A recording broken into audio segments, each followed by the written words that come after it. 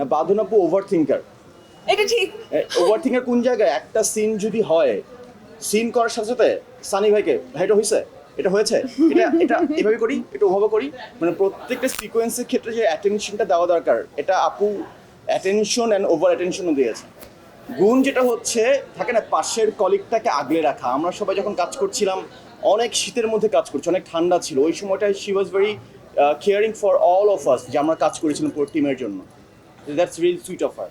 আমার আর ওর এমন কিছু সিকোয়েন্স ছিল যেখানে আমার আসলে ওকে বিশ্বাস করাটা খুব জরুরি ছিল, এবং ও আমাকে ওই কমফোর্ট জোনটা দিয়েছে বলে আমাদের সিনগুলো এত ভালো হয়েছে।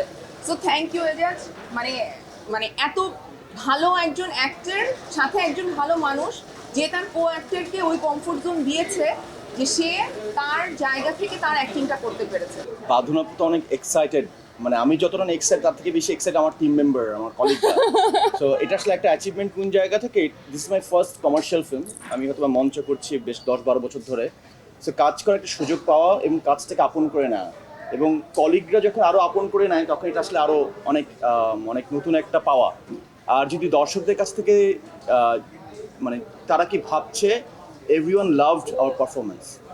সবাই শুধু আমার পারফরমেন্স না, লিনা ক্যারেক্টার, এশা এবং এন্টার পুলিশ টিম যারা কাজ করেছে, ইট ওয়াজ এ টিম এফোর্ট, এবং প্রত্যেকটা মানুষ আসলে সবার কথা আলাদা আলাদা করে বলছে।